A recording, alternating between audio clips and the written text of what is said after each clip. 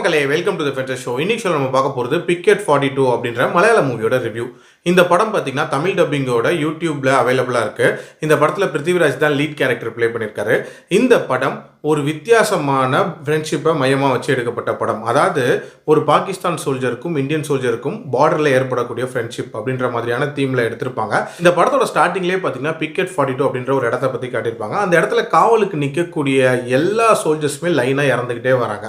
அந்த மாதிரி லாஸ்ட்டாக ஒரு சோல்ஜர் இறந்துருப்பாரு. அடுத்ததாக பார்த்தீங்கன்னா பிருத்திவிராஜ் தான் அங்கே போஸ்டிங் போட்டிருப்பாங்க. பிருத்திவிராஜுக்கு துணையாக வந்து பக்கார்டி அப்படின்ற ஒரு நாயை அமைச்சிருப்பாங்க. ஸோ இவங்க 2 பேர் மட்டும்தான் அங்கே தனியாக காவல் காத்துட்டு இருப்பாங்க. அந்த டைமில் தான் பார்த்தீங்கன்னா ஆப்போசிட் கேம்ப்பான பாகிஸ்தான் கேம்ப்லேருந்து ஜாவித் ஜஃபீரியோட ஃப்ரெண்ட்ஷிப் அப்படின்றது இவருக்கு உண்டாகுது. அந்த ஃப்ரெண்ட்ஷிப் எவ்வளோ எக்ஸ்டெண்ட் வரைக்கும் போகுது அண்ட் கடைசியாக இவங்க 2 பேருக்கும் என்ன ஆகுது அப்படின்றது தான் இந்த படத்தோட கதை. இந்த படத்தோட பாசிட்டிவ்ஸை பொறுத்த வரைக்கும் எனக்கு முக்கியமான பாசிட்டிவாக படுறது, பொதுவாக இந்த மாதிரியான பேட்ரியாட்டிசத்தை மையமாக வச்சு எடுக்கப்படுற படங்களில் பேட்ரியாட்டிசம் அப்படின்ற பேரில் ஒரு விதமான எனிமிட்டியை வளர்க்குற மாதிரியான விஷயங்களை தான் வந்து போர்ட்ரே பண்ணியிருப்பாங்க. அதாவது பாகிஸ்தான் கேம்பில் இருக்கிற எல்லாருமே குற்றவாளிகள் மாதிரியும் நம்ம எல்லாருமே ரொம்ப நல்லவங்க மாதிரியும் நம்ம ஹீரோக்கள் வந்து அந்த எதிரிகளை அழித்து நம்மளை காப்பாற்றுவாங்க அப்படின்ற மாதிரியான ஒரு ஸ்டைலில் தான் நிறைய பேட்ரியாட்டிக் மூவிஸ் வந்திருக்கு. இந்த படம் அதுலேருந்து மாறுபட்டு ஹியூமனிட்டி அப்படின்ற ஒரு விஷயத்தை வலியுறுத்துகிற மாதிரியான ஒரு சப்ஜெக்டை எடுத்திருக்காங்க. அதாவது அங்கே இருக்கிறவங்களும் மனிதர்கள் தான் அப்படின்ற மாதிரியான ஒரு விஷயத்தை கன்வே பண்ணியிருப்பாங்க.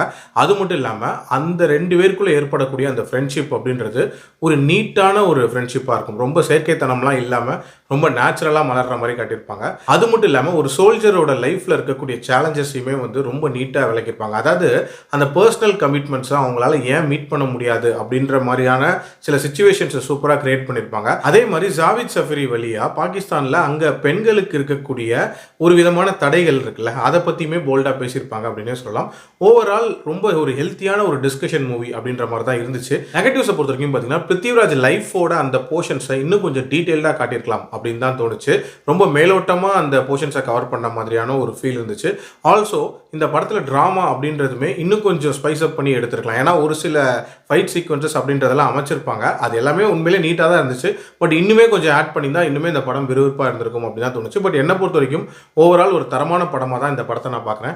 என்னோட ரேட்டிங் இந்த படத்துக்கு 3.25 அவுட் ஆஃப் 5. அடல்ட் கண்டென்ட்லாம் பெருசாக இல்லை. ஸோ தாராளமாக பார்க்கலாம். மீண்டும் அடுத்த விமர்சனத்தில் சந்திக்கிறேன். நன்றி, வணக்கம்.